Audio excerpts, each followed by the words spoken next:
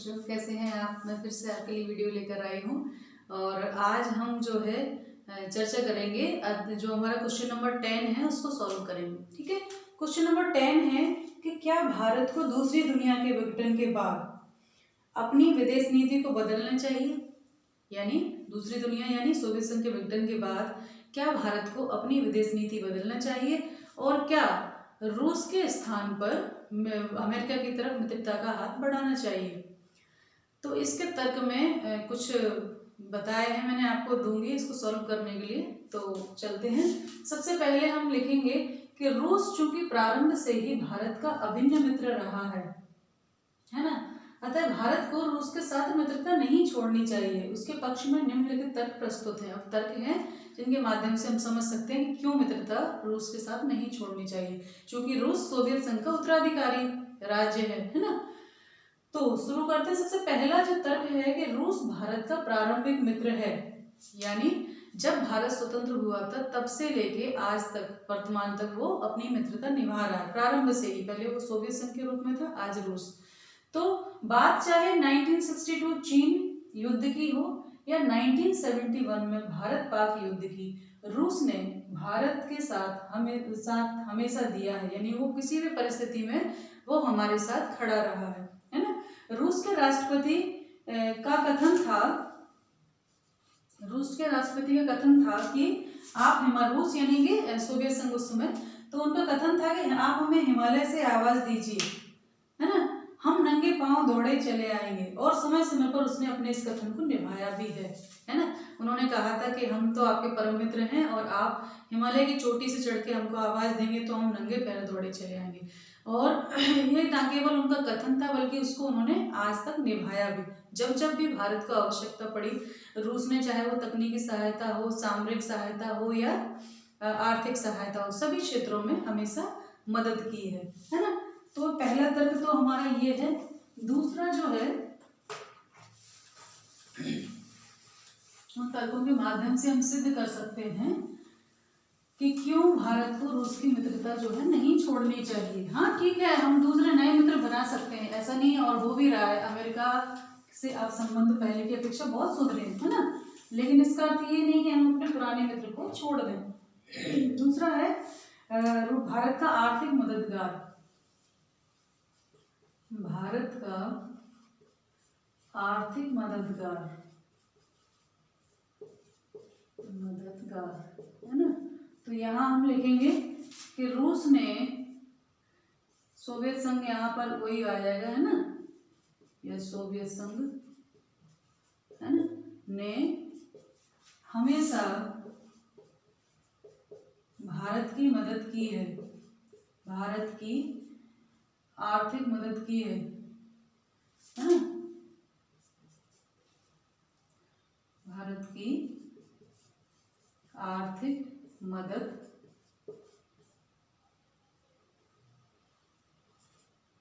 की है। ठीक है, जब 1965 में भारत की आर्थिक स्थिति खराब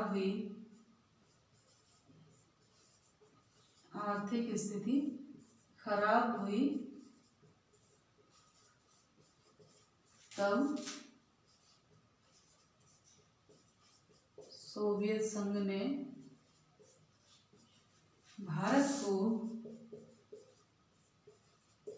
को जो राशि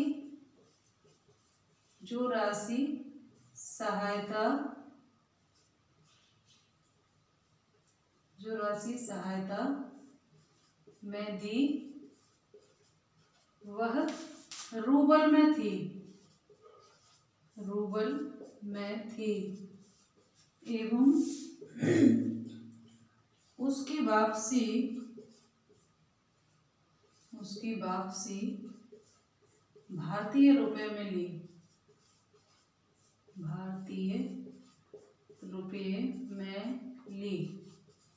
है ना। तो ये कितनी बड़ी बात है ना, कि जैसे हम सब जानते हैं कि हमारे रुपए की कीमत में रूबल जो है, जो रूस की मुद्रा है, बहुत ज़्यादा है, डॉलर भी ज़्यादा है, पौंड भी ज़्यादा है ना। ऐसे में मान लो हम कहें कि हमने रूस ने 10 लाख रुपए हमें दिया, जो उसकी मुद्रा में 10 जो है 1 लाख रूबल था, ठीक है, हम मान लेते हैं 1 लाख रूबल था, ठीक है। और हमारे यहाँ से उसने कहा 1 लाख रूबल हमने दिए, यानी भारतीय मुद्रा में वो 10 लाख रुपए। और जब वापस लिए तो कहा कि 1 लाख रुपए हमें दे दो, तो यानी उसने 1 लाख रुपए में वापस ले लिया, तो यानी 9 लाख रुपए का सीधा सीधा उसको घाटा हुआ, है ना। तो ये कौन कर सकता है? एक परम और स्नेही और गहरा सही वास्तविक मित्र ही ऐसा करता है, क्योंकि उस समय 1965 में जो है भारत पाकिस्तान युद्ध भी था, अकाल भी पड़ रहा था, बहुत सारी विपरीत परिस्थितियां थी। तो ऐसे में रूस ने उनको कर्जा दिया था, वो रूबल में दिया था और वापसी किस में ली थी? भारतीय रुपए में, उतनी ही। तो ये बहुत बड़ी बात है ना। तो इसलिए भी क्या ऐसे मित्र को हमें छोड़ देना चाहिए? कदापि नहीं, क्योंकि ऐसा मित्र तो वाकई में आज हमारे यहाँ कहीं नहीं मिलता, कोई रिश्तेदार भी नहीं होगा जो 10 लाख रुपए दे और बाद में 1 लाख रुपए ले ले और कहे कि तुम्हारा कर्जा समाप्त, है ना। तो ये संभव ही नहीं है। तो ये बहुत बड़ा परम मित्र कहें उसको। तीसरा जो है तर्क वो है संयुक्त राष्ट्र में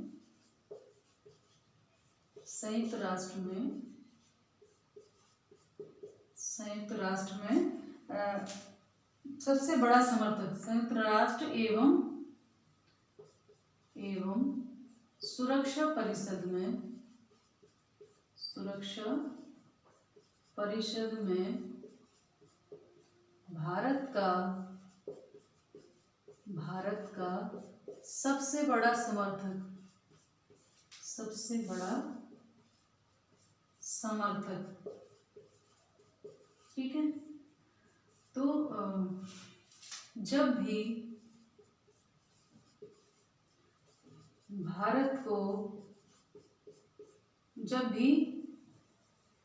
चीन ने भारत के विरुद्ध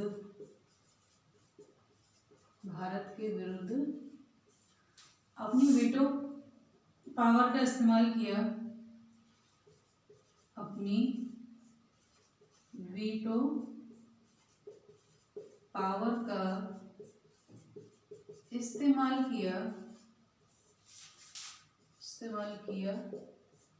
तब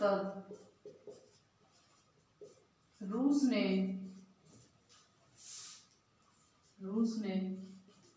अपनी वीटो शक्ति द्वारा या वीटो पावर द्वारा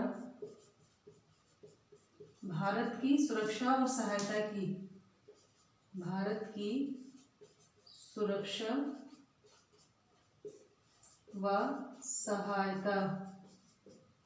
की, है ना। और भारत की सुरक्षा परिषद में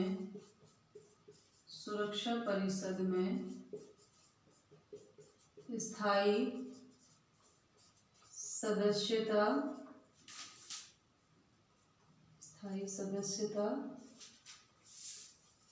का भी वह समर्थन करता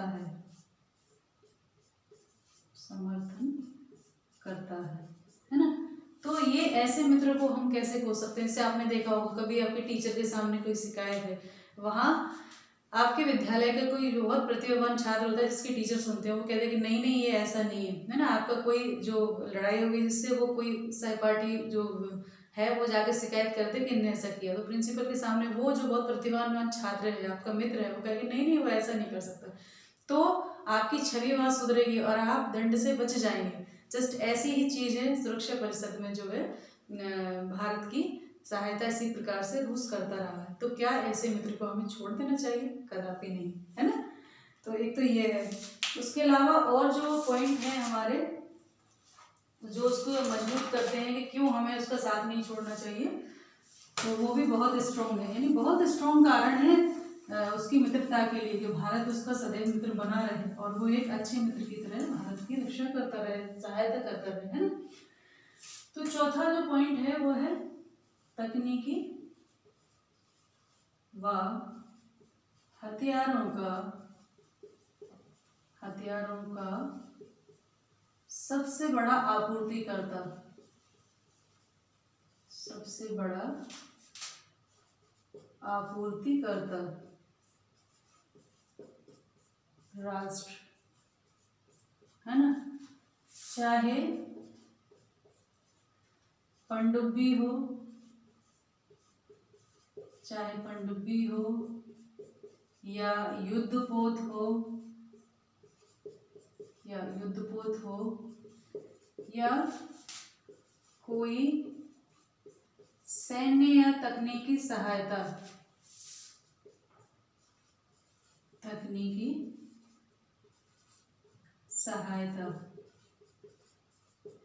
रूस सदैव ही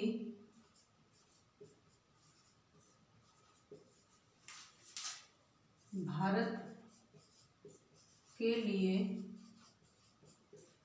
तत्पर रहा है और भारत के अधिकांश आधुनिक हथियार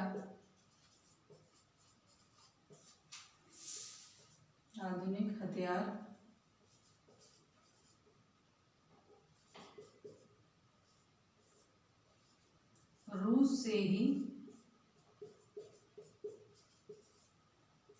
आयात किए गए हैं।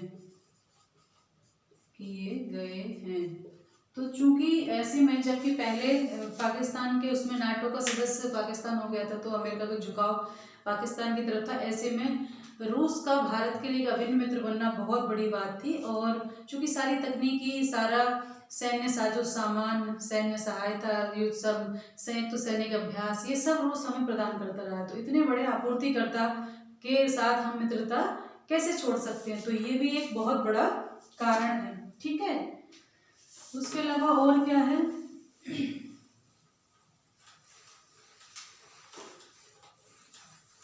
और जो है एक और तर्क है, वो भी स्ट्रॉन्ग है, वो है भारत की और रूस की सांस्कृतिक घनिष्ठता। 5वां है भारत व रूस की सांस्कृतिक घनिष्ठता,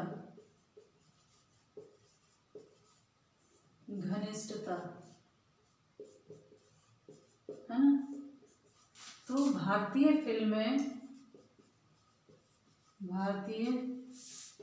फिल्में व गाने रूस व उसके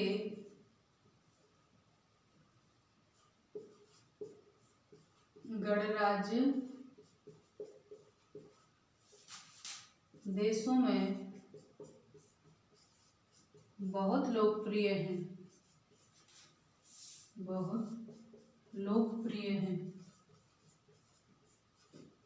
है ना। 6वां जो है वो है विचारधारात्मक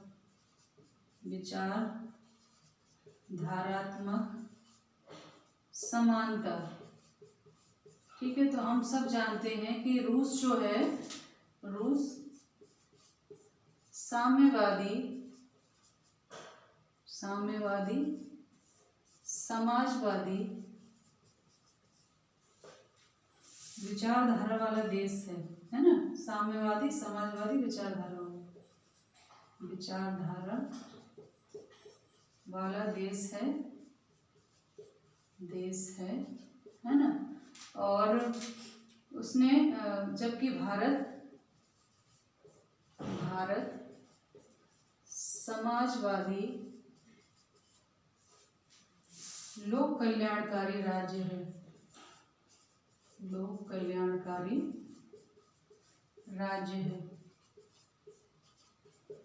अतः दोनों में विचारधारा का साम्य है। ठीक है, हम जानते हैं कि रूस या जो सोवियत संघ भी था, वो समाजवादी साम्यवादी विचारधारा, अर्थात राज्य के साधनों पर, के जो संपत्ति या उत्पादन के साधनों पर राज्य का नियंत्रण। और तो इस प्रकार से समाजवाद साम्यवाद, और उसी प्रकार से भारत भी, हमारे उसमें लिखा है संविधान में, भारत एक जो है लोक कल्याणकारी, सोशल वेलफेयर और समाजवादी शब्द जोड़ा गया प्रस्तावना में। तो समाजवादी और लोक कल्याणकारी राज्य, तो इस प्रकार से उसकी जो विचारधारा है वो रूस के साथ ज़्यादा मिलती है। तो इसी प्रकार हमें ऐसे मित्र को नहीं होना चाहिए जो कि विचारधारात्मक रूप से, आर्थिक रूप से, तकनीकी रूप से, सांस्कृतिक रूप से हमसे साम्य रखता है और सहायता करता है। तो ये तर्क थे। इसके साथ ही द्विध्रुवीयता के जितने आपकी पुस्तक में जो क्वेश्चन दिए हैं वो मैंने कंप्लीट करा दिए हैं। और अब कल से जो है अगली वीडियो से थर्ड वाला जो है अमेरिकी वर्चस्व वाला, उसके क्वेश्चन कंप्लीट कराएंगे। तो ध्यान रखिए, पढ़ाई करते रहिए। नमस्ते सभी को, धन्यवाद।